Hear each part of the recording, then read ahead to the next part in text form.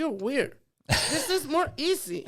And you try to make more difficult. Yeah. But I make you enchiladas. I make the enchiladas with your salsa, and I make my enchiladas with my salsa. And see what you think. And see what the customer said. This is the Real Food, Real People podcast. So it was a chance encounter that led to this week's episode. I was at my parents' place on the farm. We do this monthly breakfast thing, so we were there for that. And one of my dad's workers came while we were still hanging out there.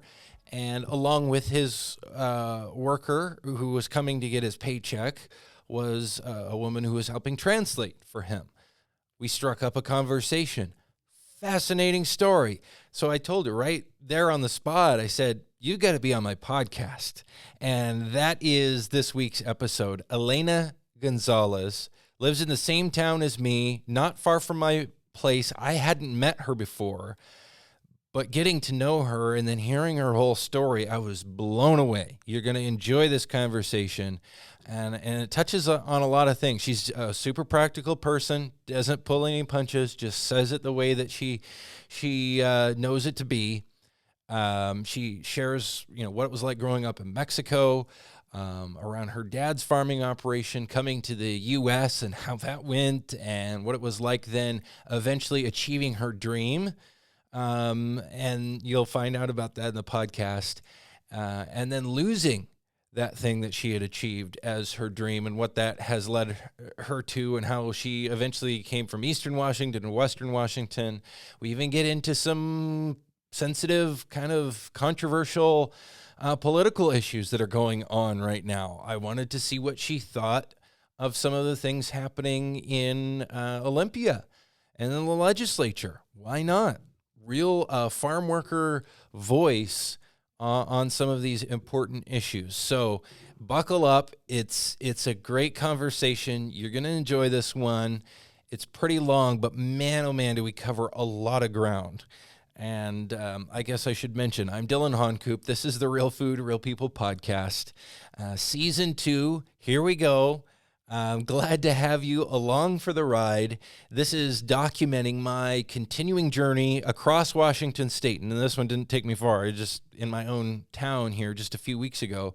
But I've been traveling all over the state when I can to capture the stories and the voice of the real people growing our food here in Washington State. I think that's the biggest missing piece in our food system right now, is an understanding between farmers and farm workers and people who eat food, consumers, all across our state. When there are a lot of people trying to leverage different food fears and people's lack of understanding about farming, since a lot of our families, a lot of us don't connect directly with farms anymore. It's easy for people to make a lot of different claims. And I think the best medicine for that problem is just hear from the people growing the food themselves. What do they have to say? It should be their voice that we listen to first. So Elena Gonzalez is this week's episode. You're going to enjoy it, but before we get into it, I want to thank our sponsors. We have some new sponsors, but the first one I'm going to thank is not a new sponsor, Dairy Farmers of Washington. They sponsored us even last season. We were brand new. We didn't have any followers. We were just growing up from nothing.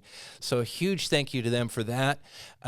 Their whole thing is about supporting Washington State dairy farmers, connecting consumers to agriculture, and inspiring the desire for local dairy. Also, they passed me this note. If you're interested in learning more about where your food comes from, check out the new virtual farm tour, I should say, on wadairy.org. WA as in W-A, wadairy.org. Very easy to remember. There you can get a behind-the-scenes look at how dairy farmers care for their animals, land, and how milk gets from the farm to your table. Find out more, again, at wadairy.org. New sponsors, and a big thank you to them for jumping on board with us this season. Mana Insurance Group. They help clients plan ahead, not just pick up the pieces when things go wrong. They create game plans, and this ensures that their clients' financial well-being is secure. Mana's team is committed to partnering with you for the long haul. Mana Insurance Group has offices in Linden, Washington, Scottsdale, Arizona, and San Diego, California, to serve you. So big thank you to them for sponsoring this podcast and what we're trying to accomplish here. Also, Williams. We're supported in part by Williams, serving growing markets to safely and reliably fuel the clean energy future. So thanks for them for jumping on board and supporting what we do. And finally, Washington Red Raspberries supporting the podcast. And that's a special one for me because I grew up with my dad who grows Washington Red Raspberries.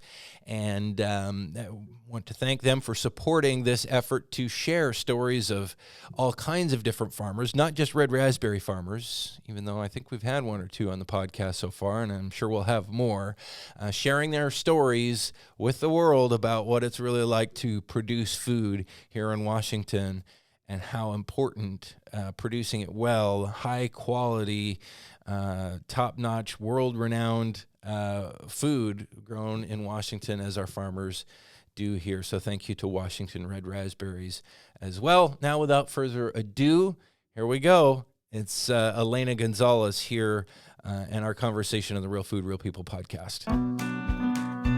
What are you doing with food right now? Like growing, cooking, different things that you have been involved with. Yeah. What are you doing right now? Right now, in my house or in the work? Work. Or at home, too. Whatever. Well, it all counts, right? I make chicken soup today. Like normal chicken soup today. In my work, I make like everything. Pizzas, tacos, burgers. Like a little bit like American food. And sometimes I show my culture, Hispanic food. So you probably teach the other people in the kitchen the right way to do like Mexican food. Yeah. The right way. The right way. Authentic. Okay, well, share with us some basic secrets. Like what are some mistakes that people usually make who don't know how to make Hispanic food correctly? Well, like example, when you go here and Mexican restaurants here, ask for chile relleno. When you ask for the chile relleno, always serve the chile relleno and like there's like omelet, like egg. Yeah. The chile relleno is inside and the omelet egg. Yeah. No seeds out, no peel the chili. Yeah. So this is not authentic. So when I make my chile relleno, I make totally different. I like cook first on top of the grill, take all the skin out, and then clean inside on the chili, all seeds and everything out, rinse it, o sea, wash everything like clean, and then put cheese. Depends how do you like cheese, with meat or just cheese. Everything. Yeah, so cheese, meat, and then make like egg, and I don't know how I can say that word. Wrap it in egg and fry it. Yep. And then you can like keep in towels all the oil out, make the special salsa, tomato, chilies, some like spices. I'm not used to much spices. I just use my authentic, just garlic, onion, and sometimes a little bit black pepper. That's it. You're making me hungry. I want chili rellenos now. Yeah, like, really bad. And here, that's totally different. If you go to the store to do that, because I think we've tried to. It's been a while, but we tried to do that at home, and they were so-so. They weren't like the good ones. Close, huh? But what peppers do you get? What are the best peppers for that? Poblano pepper. Poblanos? Yep. But some of those aren't very big sometimes, right? Is there you just got to know the store that gets the good ones? Or? Well, I always use like asparagus. Like asparagus has so many types of like skinny ones, like medium ones, like jumbo ones. So you always choose the middle size. That's the best one. Okay. Not the big ones, not the small ones. Like mediums. We're getting the secrets right here on the podcast. Yeah. I love it. Oh, and like I said, it's making me hungry. I think a lot of people sometimes, like when they're making Hispanic food, they don't use enough cilantro. That's my theory. Like they just put a little bit on. A little bit on. Well, cilantro, it's all the most popular like, how do you say, like, for tacos, like almost in the whole Hispanic food, you can use cilantro, but in different way. Sometimes, like in your chicken soup, you can use cilantro inside in the chicken. In tacos, you can just like chop cilantro and onion, and you can like just make like carne asada, chopped carne asada for tacos, and then you prepare your own tacos for carne asada, cilantro and onion on top, green salsa, red salsa, a little bit of lemon, ready to go. But cilantro always is very good ingredient in the Hispanic kitchen. Yeah, that makes a lot of flavor. Well, I notice people who don't usually make Mexican food or Hispanic food, they'll use cilantro, but just a little bit. And some people don't like it. I'm like, how can you not like it? You know, it's so good. That just brings so much more flavor that a lot of people are kind of scared to do. And I don't understand why. Like, don't be scared of this. This is good stuff. What about growing food, though? Because you have been around growing food, farming, different farming work, and working with plants and animals. What's the key there? Growing good food. When you grow your own food, well, I have so much, things you can learn in that. So, or you can save your money. Because when you grow your tomato, you grow your own, like, cabbage, lettuce, your chilies. Sometimes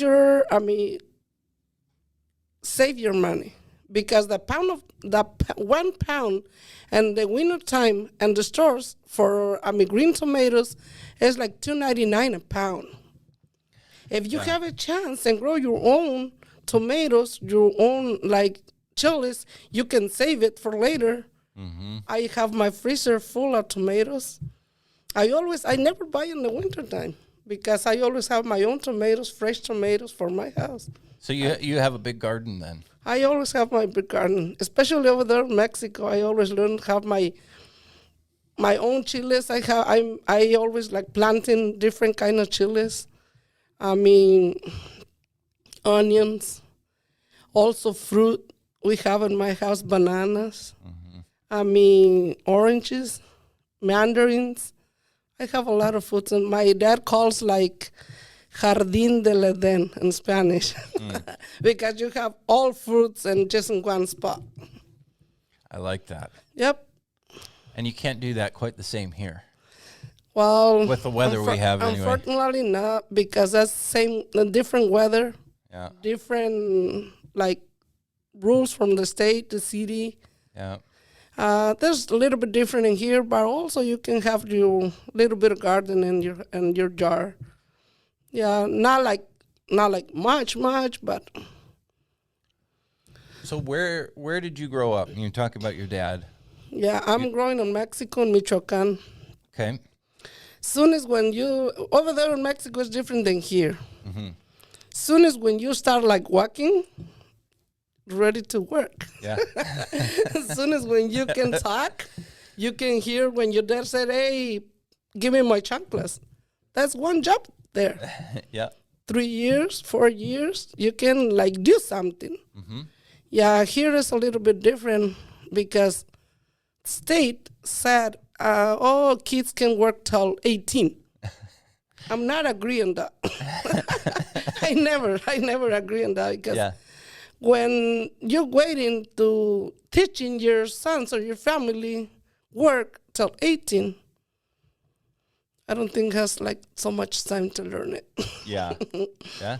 It's true. Yeah. Well, that's not how I was. I mean, my dad, and he has his raspberry farm. I was the same. Once I was old enough to walk, it was, and I wanted to do it. Yeah. That's I wanted to be like my dad and go out and grow food. It's hard sometimes. My history and my husband's history is different. So my history, I'm growing so much work in my house. My dad has like orchards, cows, horses, a lot of like pine trees. Make like money with that because you sell them the wood and everything. So you need to working hard, and that work too. So I'm growing up with so much work, but thanks God, I never like be like hungry. Not a money for buy food. Yep. So much work, but good, and you're not like. It's worth it. Yeah, yeah. And sometimes I'm growing in the Christian church. Sometimes we have trips in the Christian church, and my dad can like support him 3 or 4, teenagers, because he has a lot of job, but still he has like something back and can support us. Yeah, I never working out of the house, just in the house, but so much work. So you were dealing with the crops, and your dad grows avocado. He did when you were a kid too? Yep. Aguacates. And you said he had cows and fruit and all of these other things. Yep. And what was it that drove him to do that? I mean, did his dad do that? Did that go way back in your family, or how did he start doing it? That thing and my dad is a little bit sad to me, because when my dad, he always like told his history. My dad is like, I don't know how can say that word, but it's no dad, no mom. When he's only like 11 years old. So he was an orphan? His dad passed away when he's 11 years old. His mom passed away 3 days later because he's like sad about lose her husband. And then my dad, he's living alone, just with one brother, older, like almost 17 years old. And he's already married. So my dad always it's like homeless at that point. 11 years old, no mom, no dad, no like family. So he's working so hard because he always tried to say with my brothers, I don't want you guys passing like same times like me. I want teaching you working in the right way.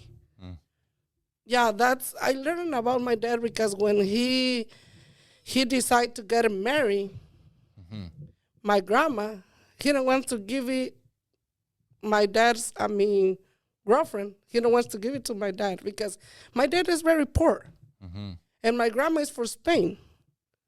So my grandma is like middle, not rich, but middle side. Right. And my dad is Middle class. Yeah. My dad is like poor. So that's why my grandma does not agree. My mom got married with my dad because my dad don't has nothing.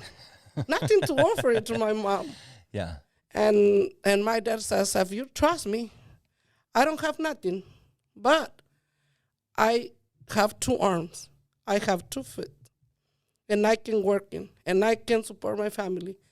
And that's why that's why I'm rooting for my dad so much, because my dad comes to nothing, and then he passed away in 2000. But when he passed away, my dad has like not much, but like normal life in Mexico. Yeah, he has like almost 1,300. Trees from avocados exporting to here U.S. And he has like almost 16 no more acres. No, it's not acres. Hectares is in Mexico. That's different than hectares. Yeah. Yeah, 16 for just cedars, pines, and he has like almost 150 cows. 5-6 horses. Are the cows for beef or dairy milk? Well, cows, some ones for dairy and some ones for beef. He sell him one bull every 8 days from the meat areas. Yeah, so it has 2 sides of business at that point. because one is for milk, make cheese, cream, all those kind of like dairies. And the other one is for meat departments. Yeah. So in 3 buses, like buses, I don't know how you say it here, like micros, micros, like colectivos, taxis. Yeah, it has 3 taxis. Not rich, but not like when he started with my mom. With nothing, yeah. Yeah, with nothing. And he built it all himself. Yep. With and his own he hard never work. go to school. He never go to school. He's so smart because he knows like Mexico City is a very, very, very, big city, very dangerous city, and huge. And he comes for like little town, and he knows the street. When you're driving, he never drive. He has a lot of like 4 or 5 cars in the house, but he always have like paid for driver because he never drive. He never go to school, but he's very smart guy. Yeah. So when did you leave Mexico? Well, I growing in a little town, small town here like Linden, but I just go to the school like 6th grader. In Mexico, it's like primaria, 6th grade, and then I move, like example here to Seattle, and big city, Uruapan. Yep. So we go there to get like middle school and then high school. But I just go to 2 years middle school, and then I came here, Jewish dreamer. Yeah. Yeah, I came here for I have very good notes in my school, so my sister is already here, and she texted my dad and said, "Well, she's smart. You can send it here in U.S. and she can learn like something different." Yeah. And that's why I'm here now. So what did you do when you first came to the U.S.? Seriously? What kind of work? My first job in here, I never forgot, it's in Mapton. Yeah. So here in Washington, you came to Washington first. Mapton, Washington, like very small town. I feel like very sad when I came here because I'm growing like big city of Mexico. Yeah. And then I have like expected in U.S. that's like very nice or something like that. When you talk with somebody. Or U.S. You like expected very nice cities. No, we have small when I came here, it's surprising me. It's Mapton, Washington. I'm working on the Yellow Rose Nursery. That's my first job in here in Washington State. And I was only 14 years old. Wow. So what kind of stuff were you doing at the nursery? I planting a lot of like different flowers and roses and trees, and the most popular plant and there's the hop. Yeah, for the making like beers, Yeah, I planting hop and cedros. The most is hop and roses. Yellow Rose is the name in Mepton. That's the first job. And so where did it go from there? What other things have you done along your journey? Then I'm done because my boss got like, I'm underage. I can't work anymore. Right. I can't work anymore in that place. So I go to in that time the name is, Andrews and Roberts. It's another like cannery for asparagus. I'm working on asparagus. I'm working in the cannery and I'm working in the field, picking asparagus at 3 a.m. Yeah. That's hard work. I put my car in the end in this field. I put my car with the lights, and I have my headlamp. Yeah, headlamp. Because the how do you say the aisle or the road? Yeah. It's almost like more than a mile. So long. A long road. Very long. And isn't asparagus harvested pretty early in the year too? It's starting April. Yeah. April. So it's not. It's only 2 months. Yeah. Yeah. And then that's only 2 months. It's done. And then I got to make, the apples. You need to take one and choose the better one to grow in. And so you choose the better one to live in the tree, and the other one, small one, just take out. I got to make that and then picker apples. So the time is passing. When I turn my 18, I have able to my license. I have able to do like another different things. Yeah. So in that time I apply for working another. I like farmer, but I want to learn something different. So I'm working for home care services too. I like to give you something back because, I feel like my dad close to me always. And everything what I do, I feel like my dad is like close to me. So I want to help those persons like old already. And I think in my mind, I always do the better thing for those persons need you, because somebody else do it for my dad in Mexico. And I working for, I think 6 years, maybe more. Home care services. That's hard work too. Yeah. Different kind of customers, different kind of minds and everything. Sometimes very angry, sometimes very nice. And it's hard. Yeah. And then I decide to put my own business. Starting the first one, home child care. Starting with my sister together. And then I said, well, my dad always said one business never like do the same when you're working by yourself, when you're working with somebody else. Together, it's, sometimes different mind, sometimes causes problems and everything. So I just divide with my sister, just you do your childcare, and I do what I like to do. I always like, my wish and my dream is have my own restaurant. So in that point, I have not my own restaurant because I rent in the place, but I have my own business. Yeah. And I just started. A lot of restaurants are rented, right? Yeah. Most restaurants don't actually own the building, I think. Yeah, but here it's different than Sunnyside over that area, because here I asking for those places, but it's by feet, renting by 1 square feet. Yeah, square feet.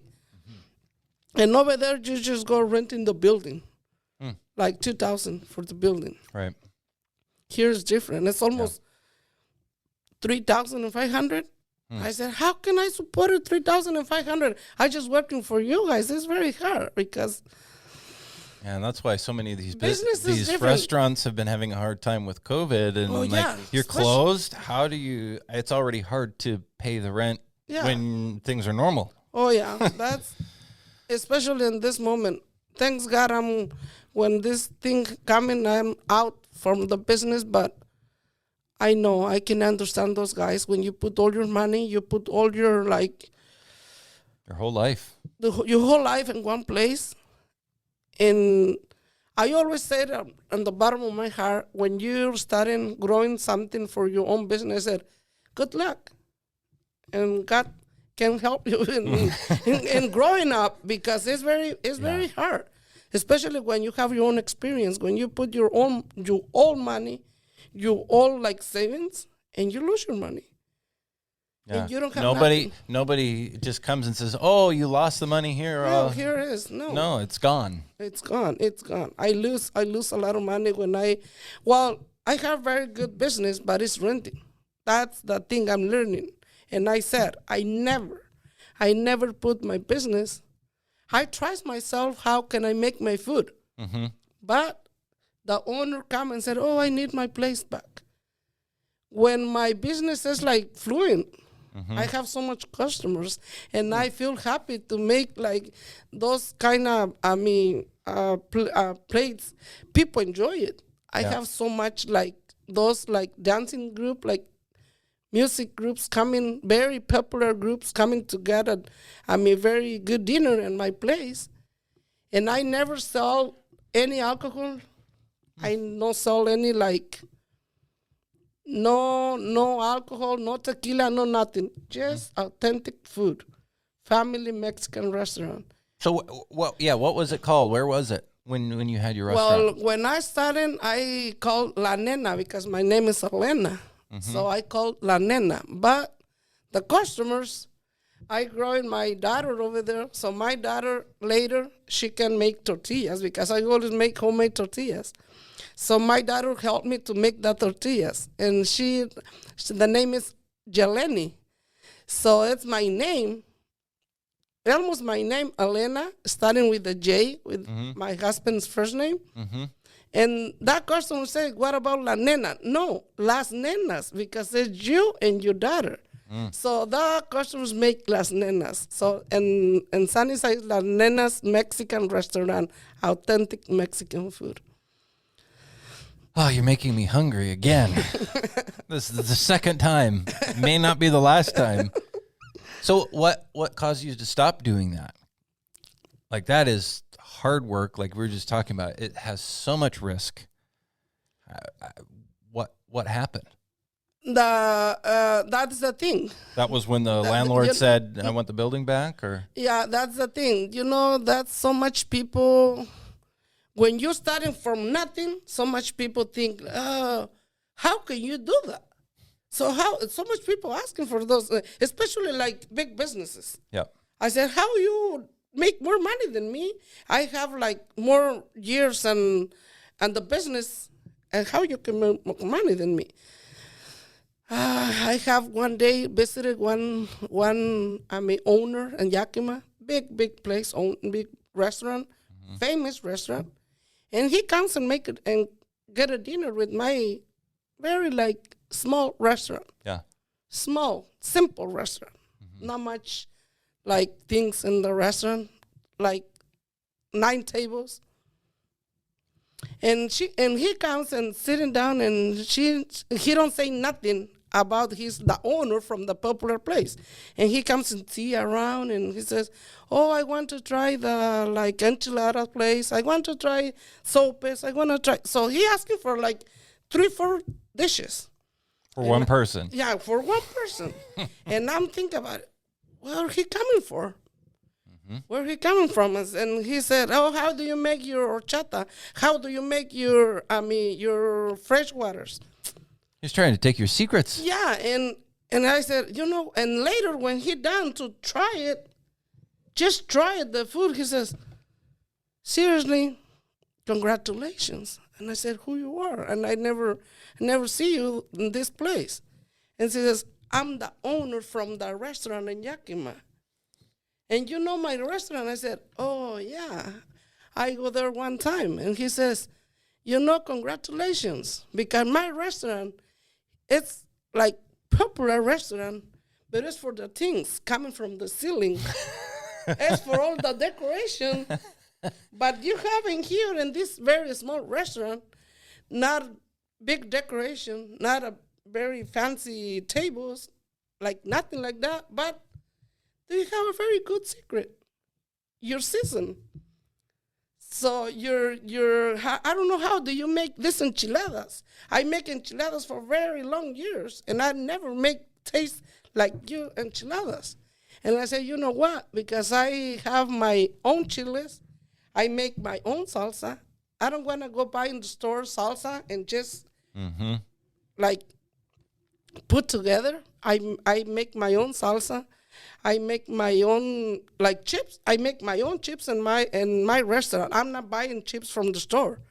I make my own chips. I make my tortillas with corn, not like masa or something from the store. No. I make real. And he says, congratulations. That's the point. That's why you have very good sales, because good taste, good food. I don't care the place. People decide come here because the food tastes really good. And I have a box. in my restaurant, like for your opinion, for your request, I said, Yep. good or not good your food. I always in the night, I reading with my son and my husband, I said, don't hear like 2 or 5 people say, oh, I don't like this food. But like example, you have 5 opinions, 100 opinions. Mm-hmm. If you see 70, I said, very good food, I'm happy with that. I'm happy with that. I love it, make food, and I love see people enjoy the food. Yeah, but the owner said, well, do you make a lot of money now? Mm-hmm. I saw you have like so much customers. I always see your place full. I want to up your rent. And at that point I paid $2,000 just for rent.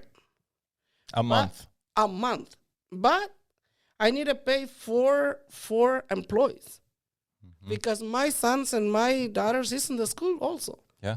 They So can't do it all. Yeah, I pay 4 employees, and then I need to pay electricity. I need to pay water. I need to pay all the deliveries. So I need to pay a lot of money. So I earn money, but I need to pay back. And I said, no, I can just working for you guys, and I don't have nothing in my pocket. Yeah, then why? So Why what's do it? the If point? you, yeah. What's the point? And that time I need to pay also medical insurance for my sons because, the state said you have your own restaurant, you have your own businesses, you can carry with the insurance. And I said, it's very hard because you're working, but take a piece of cake out. When you see your plate, you don't have nothing for you. So I said, no. And that owner needs to charge it 1,500 more. So that means it's 3,500 a month. You can imagine I can support That's that. almost doubling. Almost doubling. That's what I said. No, I can, seriously, this is your place. Take it back because I don't want like just sign a contract. And later I said, no, I can support it.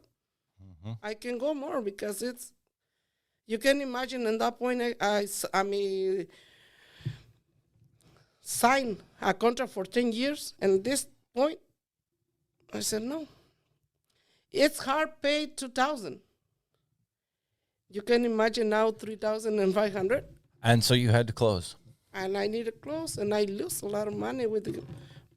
Yeah, everything that you had invested into building that That business. that tables where I buy it for 150. When I sell them for $25. It's hard. It's hard. That's really hard. You can try. I always try to make money for my family. I always said I want to work the right way because it's so much bad ways you can make money. But later, what about? Lose your family, see you back in the jail. So I never want to do like stupid, I'm sorry for the word, stupid things to make money. I always said, do the best you can, right side, make money. So, that had to have been so hard. What did you do then? I mean, you had a dream of having a restaurant. You did it. You made amazing food. You were even impressing, other people in the business who had been in for a long time. But then because of the costs, you couldn't do it. I can't do it anymore. You would have to feel lost. What do you do next? I put the most I can take out, I put them in the storage. And then I just try to make my normal life back to the fields, working again. I need some income for my family. So my husband, he goes to drive, truck driver. He goes to apply for truck driver. And starting like normal life again from the bottom. And then And you were working on farms again? Yeah. Like what? Eastern Washington apples and stuff like that? And apples. Yeah, I'm working on the apples, and also I'm working on the peaches, nectarines, all those kind of stuffs again. And then some counselor for my sons and high school. Mm-hmm. Because at that point I take my sons one day, and I said, you guys need to help me do something. Let's go help and go to the fields and clean the fields from the squash, zucchinis, and everything over there on Sunnyside. Mm-hmm. And that's vacations for my sons. Mm-hmm. One is, I think, 13, and the other one is 14 years old. And I said, let's go. Let's go to the field. And I asking for a job for you, and you guys can help me a little bit. So I take my two sons to the field, take all the grass from the zucchinis and squash and everything. So one day coming back at home, it's raining. That day is raining. It's very like weird in Sunnyside because never rain over there. Yeah. So I said, thanks God, when you see like raining, I said, thanks God, go home. Everybody goes home. And so that day is very hot. And then starting raining. I said, okay, let's go home. And I take my sons back to home. So when I come back to, that day is paycheck. And I take checks, 3 checks in my pocket. And then I said, you guys want to eat in Burger King, or you want to go eat at the house? And, well, like teenager, he says, no, let's go buy a burger in the Burger King. So when I stop in the Burger King, I see the counselor. His counselor over there in the Burger King. He's like embarrassed. He says, oh, no, Mom, I'm waiting here in the car because I don't want to see my counselor now. Look how I am. Look my boots. Look, I'm working. I said, oh, like so a lot of dust, a lot of like mud in my boots. Look. And I said, don't be embarrassing when you're working. Embarrassing is when you're like stolen, when you do like something stupid. Feel embarrassing, but not to work. Yep. That's I feel proud working to buy my food. I'm not feeling embarrassing for work like that. And he says, no, Mom, please, just get me in the car. So in that time, I said, no, let's go. Let's go. I need to talk to your counselor. And that day make very big difference in my life, because when I go there, the counselor knows I lose the restaurant. Mm-hmm. And that time I passing for very hard times. Like I think so much people passing the same times in your life. So in that moment we passing like very, very bad times. So the counselor talking with me and my sons and says, oh, Elena, let me tell you something. I said, yeah. And he says, I want to tell you, you need to feel proud for your sons. You have very nice family. And you know what? Now it's very hard. It's very hard. People like growing up like your sons, like your family. If you see like 10 students, like sample, like from 10 students in the high school, 7 is growing sometimes with dad, sometimes with mom, because parents it's separate. Yeah.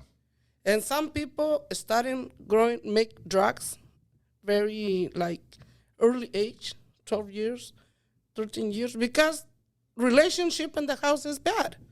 Mm-hmm. And you have very good family. You need to feel proud, and I feel proud for you guys because you're working hard in your sons. You're working hard in your daughters. And I want to say congratulations. You guys are very good parents, because I always go to the high school to see what's going on with my sons and asking for my sons. Yep. And then he says, I have one opportunity for you guys. It's very dangerous in here. Your son is growing up so fast. One is 14 and the other is 13. That's very, very like dangerous age right here in Sunnyside. So much gangsters. Mm. And he says, why you guys don't move to the La Costa? That's why he says La Costa in here. I said, where is La Costa? The coast. That's why he says. Why you guys don't move to the coast? I said, where's the coast? I never heard that. And he says, oh, when I growing with my parents take me to the coast. I said, where is the coast? And he says, Linden. I know the phone number for one farmer over there. You can move over there and he has a job for your sons. And you guys can make a lot of money over there. I said, are you serious? How can I move over there? I don't have any relation. I don't have any family. Yeah. I know nothing right here. Never come. He told me this day, and he says, okay, let me talk to my ex-boss over there. Let me talk to my ex-boss, and I'll call you later. And I got the call for him like 7, maybe 8 p.m. And I just put some couple of stuffs in my backpack. Let's go to Linden because this is on July 3. Let's go to Linden. And I take in the GPS 4 hours and some, oh my gosh, it's almost 5 hours. So when I take the trip from Sunnyside to here, I almost 10 p.m. And I talked to my husband. I said, my husband told me, you're crazy or what? I said, I talked to the counselor, and he says it's a very good opportunity. Let's go. Let's try. I want to learn something different. Yeah. So it's very bad times in here. What times more bad times expected? Let's go.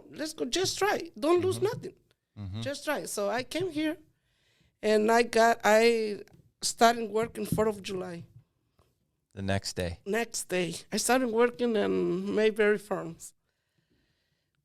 It's my first time in my life. I feel so like happy in that moment because my first time in my life, I see the zarzamora or the berries, the called zarzamora in Mexico, my town. Like big orchards.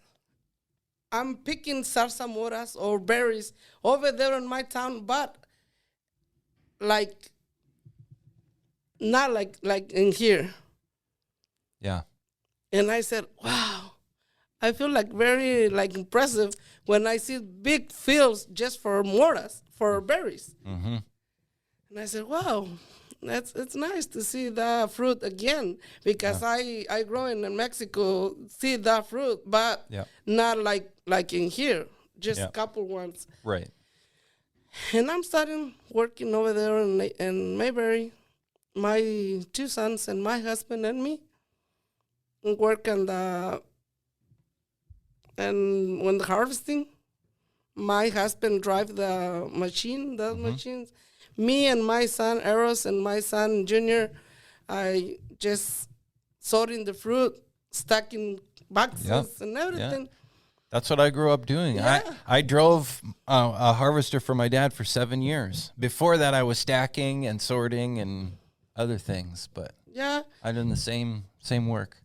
Yeah, and then I moved. Not move by myself because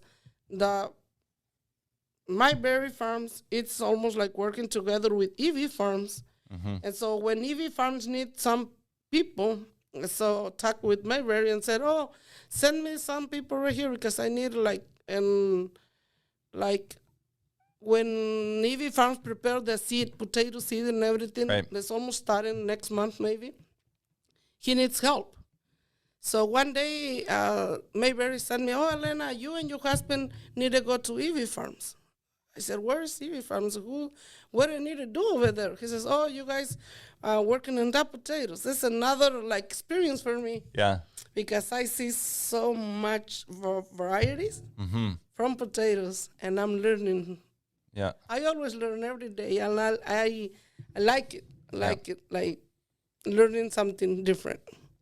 And I work in Mayberries I'm working in EV farms, like season. Sometimes I start in seed, like time for the seed, prepare seed and everything. And then I'm done, and then I go back to the Mayberry farms. When harvesting, I need to come back to help again in EV farms. And then finally I got the whole year in Navy. And I'm working for 4 years. Working So for... you know, EB Farms, seed potato grower here. I've worked for them a little bit, part-time, a couple of years when they needed some help during dirt work time. But you know my uncle works there too, right? Lonnie. Yeah. He's my supervisor when I work there. He's in charge for the seeds. Yeah. So, crazy small world kind of thing. So you worked for EB a bunch. And then now you're doing restaurant work and stuff again too. Yeah, and the thing is because I have my daughter at the university. So I don't want to cut her dreams. When I'm working in EVs, the government says, oh, you guys make a lot of money. I'm not thinking like that because I don't have money. Right. I know the feeling. The government says, oh, no, you guys can support your daughter because you guys make a lot of money. But I need to pay a house. I needed so much and other stuff to pay. Yep. And then my daughter started university 2 years ago. So I feel so sad to leave from Mayberry, for EV Farms because two things. There's very nice bosses, very nice Greg and Mary. So that's they're good for people. Me, that's very good people. Yep. Blessing people for me and my family. Yep. And I always appreciated all the things those guys can do for us. Yeah. But I said I need to leave because me and my husband here, the government says, and you guys make a lot of money, and my daughter can receive the help for her university. Yeah. Financial assistance, student loans. It's very hard for me and my husband support her because it's $55,000 for a year. Oh, how can I pay that money for my daughter? I said, boss, I'm sorry, but I need to go to find another place, less hours. I need money for sure, but I just apply in the casino. Apply in the Norwood Casino, and I start working for 1 year and 1 month. And that's where you've been cooking now. What's it like when you are cooking for somebody else versus your own restaurant, where in your own restaurant you get to decide and do it right? But I know when you're working for somebody else, sometimes it's like, well, I don't really want to do it that way. Especially when my supervisor in the casino one day, he asking for, oh, Elena, I need to make some authentic dish for Mexico. How you recommend it? And I said, well, easy, enchiladas. So much white people like enchiladas. Yeah. Seriously, so much people. That's the most popular play I sell them in my restaurant. Yeah. And I said, enchiladas, it's easy. Beef or chicken. And he says, oh, that's good. Okay, thank you. When I saw the ingredients, Elena, there's the ingredients. You can make the enchiladas. And you're like, when what? When I said the ingredients, I said, what? Seriously? Do you think I made the enchiladas and all the people knows who I am? Yeah. Most people knows who I am. And do you think I made the enchiladas with that salsa? No.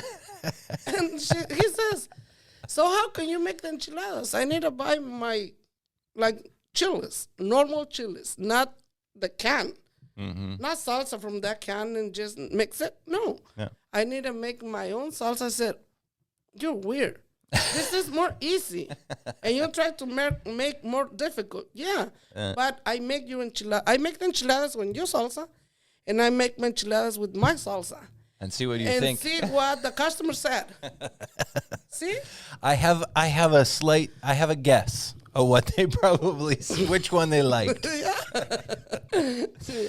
Oh, that's awesome. So how did that end up? And then they say, oh yeah, you're right. Yeah, because in that point I make the enchiladas, two different enchiladas. One for the salsa, he buy it, and I go buy my own chilies and I made my salsa. And I said, now try it. You try it first, and then see what's going on with the clients. So much clients said, oh, this is the Elena enchiladas. Everybody knows my name. And I said, I don't want to put my face with this enchiladas.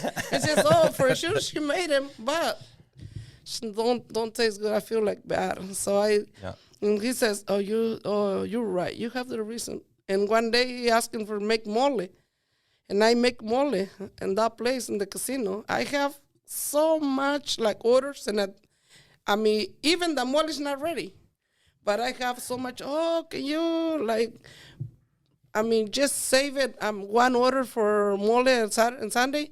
Oh, I want two plays for Sunday, and I have like almost 10 or 12 orders already when the mall is not even. But in my own salsa, and he says, "Oh, you mark your own like." He says, "You mark your own terrain." I don't know how he says. Oh, your territory. Your own territory. Yeah, that's the word. Oh, Elena, you already marked your own territory. Everybody knows you make the Mexican dishes. I said, yeah, but not like canned salsa. I don't like it. Yeah, that tastes different.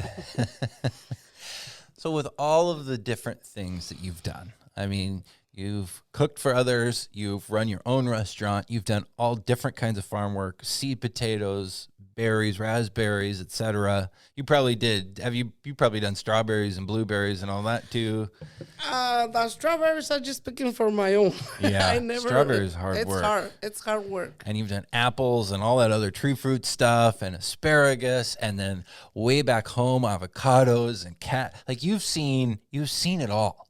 Yeah, I almost What do you think people misunderstand about food and growing food and making food? You know, a lot of people like to talk about it. They're foodies, you know, and they're all, gourmet this and fancy that. But you're the person who actually makes it happen on so many different levels. What do you think is missing? What don't they know? Well, it's hard because some people don't have the experience to grow like anything. Mm-hmm. That's why in my experience, I saw people like gourmet, like very fancy plate. Mm-hmm. Some people like that. Mm-hmm. Some people, I don't care, tastes good or not, but looks nice. You're right. Looks nice. That's what he wants to see. Like presentation. That's my boss said. Yeah. Always. Yeah. Presentation, Elena. But, well, it's like, this world of people's different, right? Some people don't like a lot of like presentation, but when you try the play, you want to like enjoy, taste good flavor in it. Mm-hmm. That's why sometimes I feel like it's hard to explain because some people don't have the experience growing the fruit, growing the veggies when go by to the store. What about working in farming? What do you think? The people who go to the store and buy the food, what do they not understand about the people who are growing it, the workers? I hear a lot of people say, workers are not being treated well, different things like that. Is that true? Or what is the truth about farm workers and what's going on? It's like I said, it's different. I have different bosses, different like farmers. Mm-hmm. You've probably seen good and bad. Yeah, I have bad experience with someone's. Mm-hmm. That's 50-50. That's what I always thinking. You need to respect your worker. Your worker need to respect the boss, and just do the job. Like I always said, and I told my group of workers, and I said, if you guys do good job, I want to present good job for my job, my boss. Yeah. I don't want to like trouble me and you, and I want to trouble me and my boss. You know what I mean? Mm-hmm. And I said, you know the apples? I understand. farmers just put a lot of money. It's like my dad. And sometimes the workers don't understand that. It's like, I said, look, apples.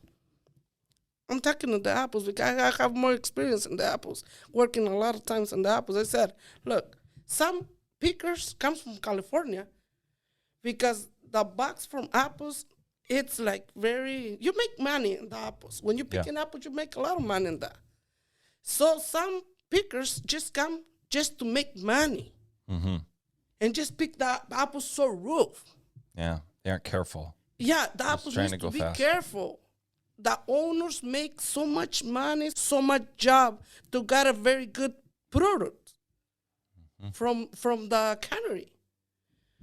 And the cannery graded the apples, got a very good grade, bad grade, or just for the juice.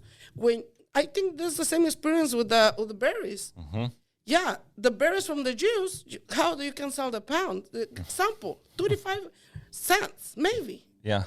Good berries from the store, like nice berries, you can sell them like $1, maybe. So that's the point that workers need to like understand, but sometimes workers don't understand that point from the farmers. Yeah. Well, both need each other. Yeah, both of them. There needs to be respect that goes both ways between everybody, right? Yeah, because I said the farmers put all the money in there and wait like the whole year to wait in the harvesting from the apples. Yeah. And then you can come and just in 1 month destroy. Just destroy because you want to make money. You don't want to do like good job. Just you want to, you're thinking, make money. How much bucks I can make? Just make money. Yeah. But what about next year? Yeah. Of the farmer. Yeah. To make money for his own pocket. So it's not a point. Just put the money and then waste them because the pickers come and don't do a good job. So I always think I don't care if it's your business or it's not your business. When I work for somebody else, I think it's like my job. I wanna see my job like growing up, productive. So that's what I'm thinking. I don't care if it's my own job. I don't care I'm working for somebody else. When I'm working for somebody else, I try to do my best. Because when I do my best, my boss has the results too. And he has a job for me. Oh, and he needs to then respect you for that and compensate you for that. Do you see that? You said some good, some bad. Sometimes they make bad things the supervisors, especially in Hispanic supervisor. You know what Mexico said? You're like worst enemy is same like your race. So my worst enemy is not the white people. It's not the Indian people. My worst enemy is my Hispanic people. You know what? Sometimes it's like, she says somebody selling and like free market crabs.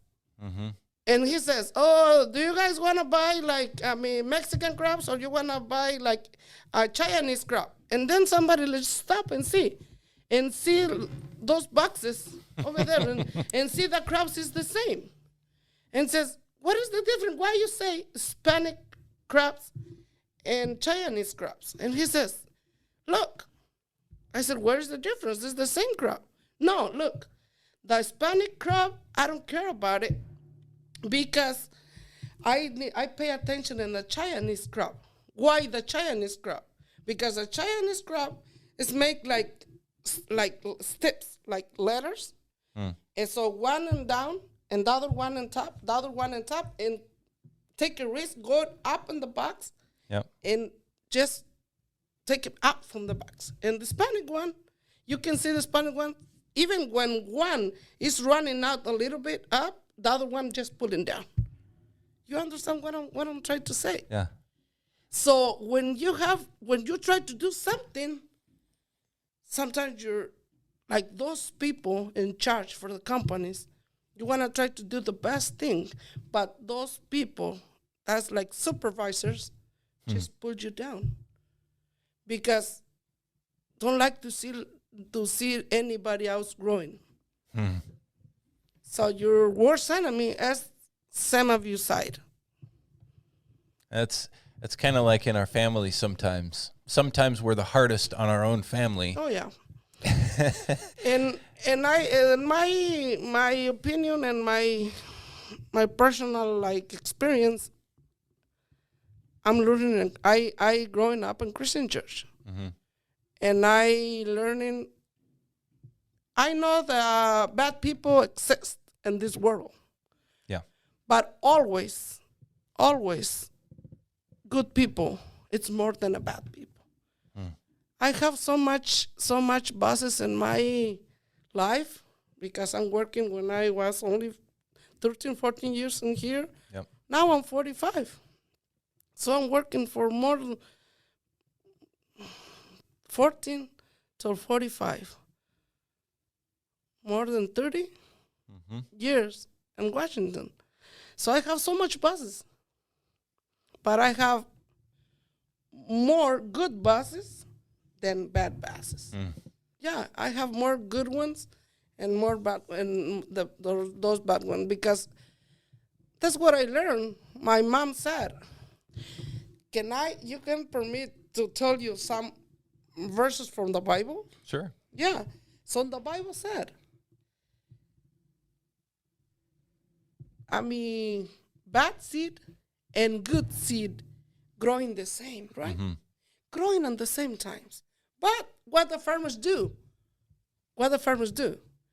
when you go to clean your berries, you take the bad seed out and leave the berries over there. Yeah. Because you want to see the berries, right? Yep. You don't want to see the grass.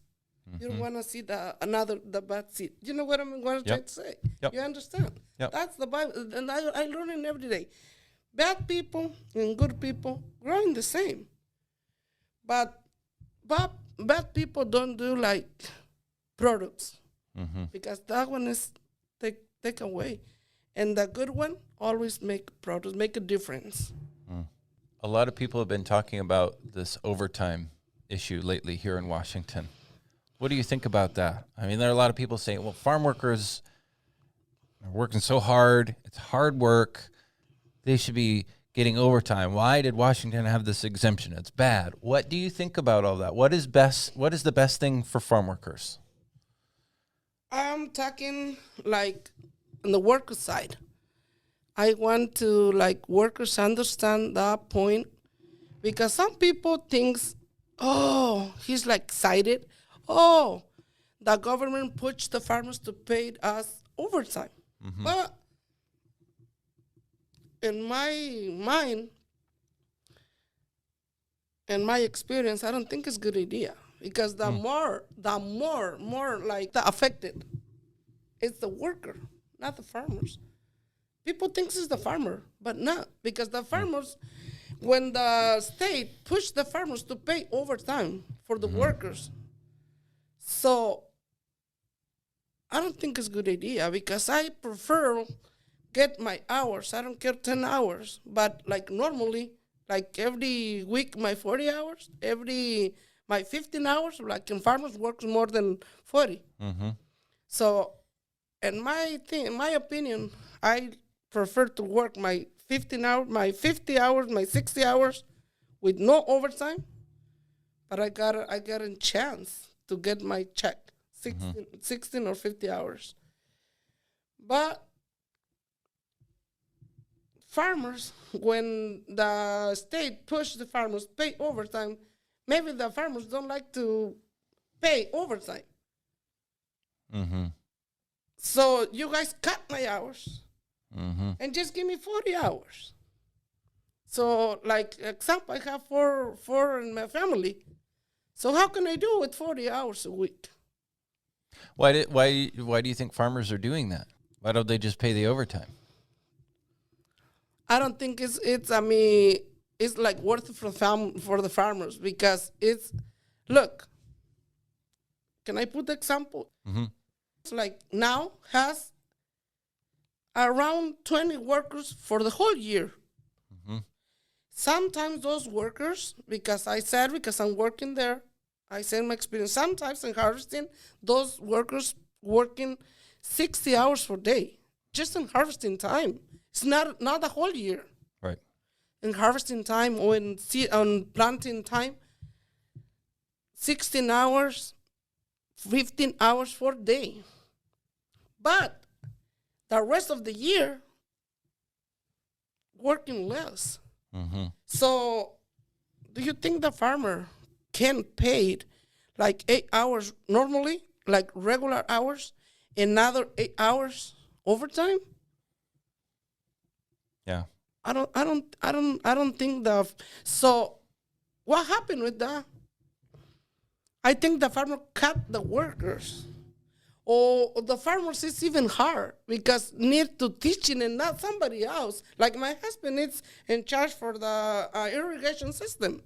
So he knows about the irrigation system. Mm-hmm. So in that point, when the government pushed the farmer to pay overtime, so like his boss needs to pay 8 hours overtime. But maybe it's not a good idea to pay that because it's too much money for one person. The boss lose money too. Yeah. Yeah, if the farm can't afford it, then they would have to say, okay, well, this person works 40, and then we'll get another person, and they'll work, 20 or 30 or 40 as well, whatever. Yeah, but then neither of them make as much money. Yeah, but another thing, look. So my husband has experience for how many? Like 6, 7 years? Mm-hmm. So that boss need to start from the bottom to teaching another one to learn it. Yeah. And it takes time to learn that system. Irrigation system, it takes time. Yeah. So sometimes nobody do in 3 days. So the boss also take a risk. Lose the whole field from the potatoes if it's not like irrigation in the time, Mm-hmm. I said I don't think it's a good idea. The government or the state needs to hear worker side. But wouldn't people say, well, the workers must want more money? But you're saying that the workers' side of the story is different. No. My side of the story is, you can. That's what the most people can understand the point. Said, oh, yeah, thanks God. Finally, the state pushed the farmers to pay me overtime. Yeah, but the farmers cut you hours. So it's the same thing. It's like in the casino. The casino has overtime, but never give me more than 40 hours. So, I don't care has overtime, but it never can work more than 40 hours. Right. So I prefer has like another 20 hours extra than 40, but normal price. Yeah. And then I just had my 40 hours. 1 hour overtime, 3 hours overtime. I don't do nothing with that. I just want to work my normal hours. Like now, my husband sometimes works 70 hours for a week, 80 hours for a week. Mm-hmm. So I think it's better 80 hours, normal rate, and then 40 hours with overtime. No chance because the boss, I don't think can afford it to give you overtime. Yeah.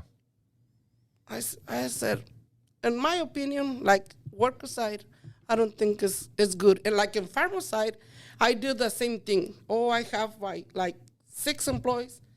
I need to pay overtime for my 6 employees. I need to put my calculations, my numbers, what I need to do. Because my budget for this year is this much money. Mm-hmm. So now the government pushed me to pay overtime. So what I need to do, the same budget, I can afford 6 employees. Mm-hmm. So I need to take down 2. So what about those employees with no job? Yeah. What about his families? So that's what I said. I like rain, slow rain, It's better than just hot rain for 15 minutes. Yeah. It's a good comparison. Yeah. I like my check. I don't care. It's like 40, 60 hours. But normally, week by week by week. And I got, like harvesting, I got a very huge check in 2 weeks. But no job for 2 months. I don't think what is the point in that? Yeah. What about this idea? Some people are saying, well, because there's overtime now, that farmers need to pay 3 years back what they didn't pay for overtime because they were, following the law as it was then. Well, now there's a new law, they owe back pay. What do you think about that idea? That's what I'm saying. I have the opinion for the both sizes. Like my dad, farmer, Yeah. and here, just like worker. This is bad idea because 2 years, 3 years ago, it's different law. So how you can afford it 2 years ago when even the law is not passing? Mm-hmm. So it's almost like broke Yeah. your business. Mm-hmm. So no farmers in here, families, what do you need to do? Yeah. Because What happens to the workers then? most of the families in Linden survive for the farmers. Has job for the farmers, can support his family. So when those farmers like broke, because the government pushed the farmers to pay 3 years ago back, pay overtime. So you need to pay like one example, 20,000 check for one employee back. Mm-hmm. And what about you have 5, 6 employees? So more than 100,000 back. Mm-hmm. So what do you want to do? Just said, okay, I want to, like me, I can afford it 3,500 for my rent. So what is my decision? Yeah. Close my restaurant. Yeah. You had no other choice. No choice. And the government thinks can help you? No. Destroy your farmer. That's what he wants to do. Destroy your farmer. Destroy your dreams. Destroy your life because you're working, growing berries. Like me. I'm growing up working on avocados and cows. So I'm not agreeing that point. Yeah. Well, but are you hearing from some workers who are saying, hey, I could get a big check? I heard. I mean, because that's initially it could be great for a worker, right? I heard some workers, excited to get a big check. Mm-hmm. And I always try to say, and I always try to explain my opinion. I'm working like volunteer, and those like people can't talk like any English. And I always try to explain my experience because I have like classes in agriculture back in Yakima. 300 hours classes in agriculture for chemicals, for everything, for the workers. And I heard different kind of opinions from the bosses.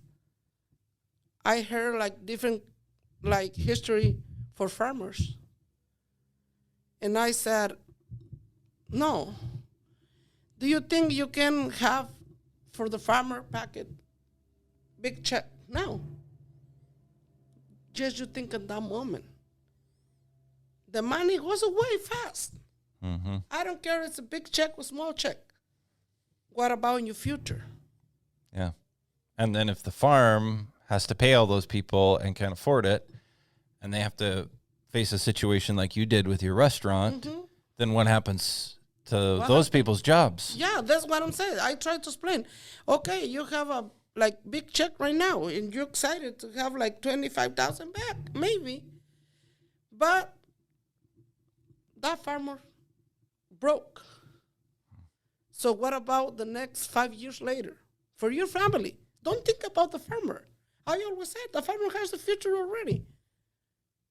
Some farmers has like my dad. My dad working so hard when he's young. And he has everything ready for his, like, at the end of these days in his life. So I'm worrying about me, not for my dad. So that's the workers needs to worry about the workers for his family, not for the farmer, because the farmer has like everything done for the rest of his life. Mm-hmm. But what about the workers? Well, the farmer is only like one farmer, and 10 families survive for one farmer, because you can give a work or job for 10 families. Mm-hmm. So when you broke just you. Mm-hmm. But 10 families, it's affected 10 more families. What do you think is going to happen?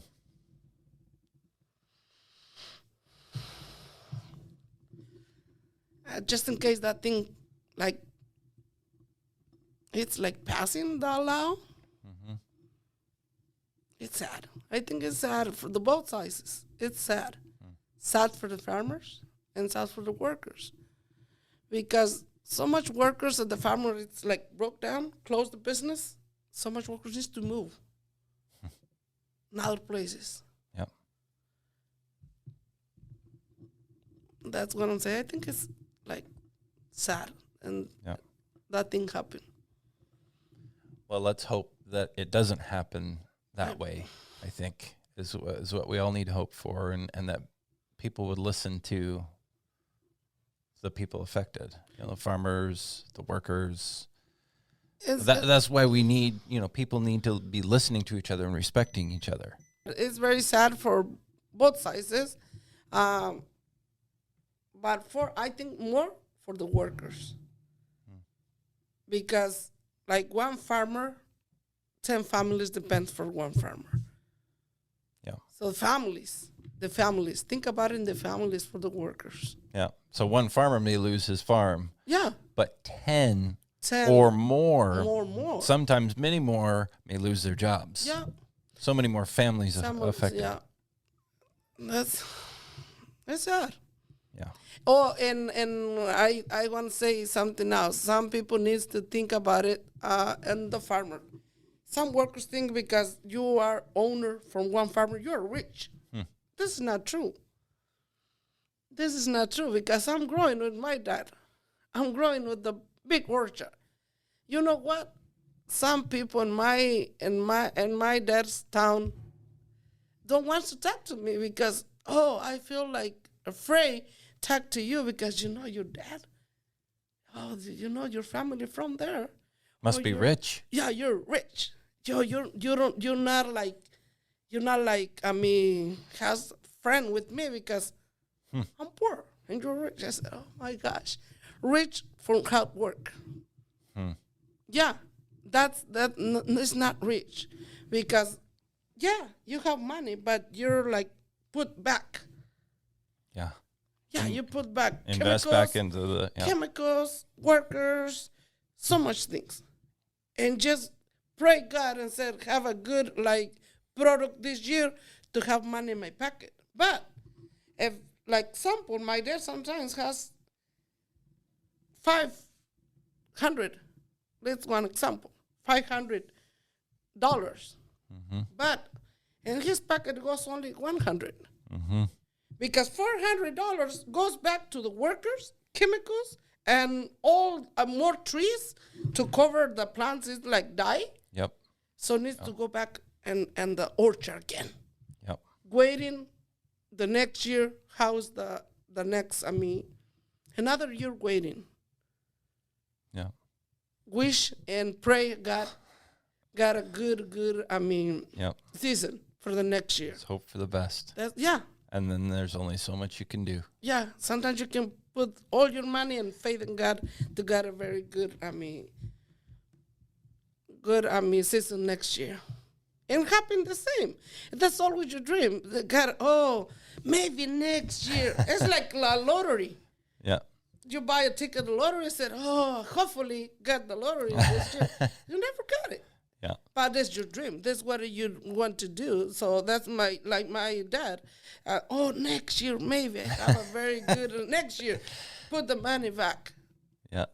Thinking the next year has a better one. But the next year is the same. 1 or 2,000 his packet, 4 or 5,000. It's more back than in your packet. And people think, do you see him? He sold him the orchard like in $5,000. Yeah, $5,000. That's what the workers see. Boss takes $5,000, but that worker don't think about it. Those $5,000 cover his payment, chemicals, and a lot of, food for the farmer's family too, because the farmer's family has like bills too, as the same. Yeah. So sometimes you got the farmer, but sometimes you take the small piece of cake from the farmer. Yeah.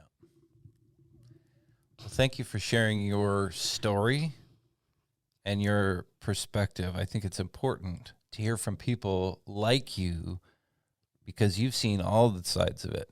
The growing the food, doing being a worker, being an employer, running a business, restaurants, you've seen it all. And so you can bring a much more balanced take. So I really appreciate you being willing to come on the podcast here and talk about all of it. Thank you for the invitation. And thank you for giving me this chance to, talk for my worker side. And those workers can understand when that farm is broke, it's like 10, 20 family affected. Yeah. So that's better. Slow rain than big rain. That's what I'm thinking. That's better. Slow rain. But always continue. Yeah. And storm, just in 15 minutes. No. Yeah. Well, thank you for being on the podcast. This is the Real Food, Real People podcast. These are the stories of the people who grow your food.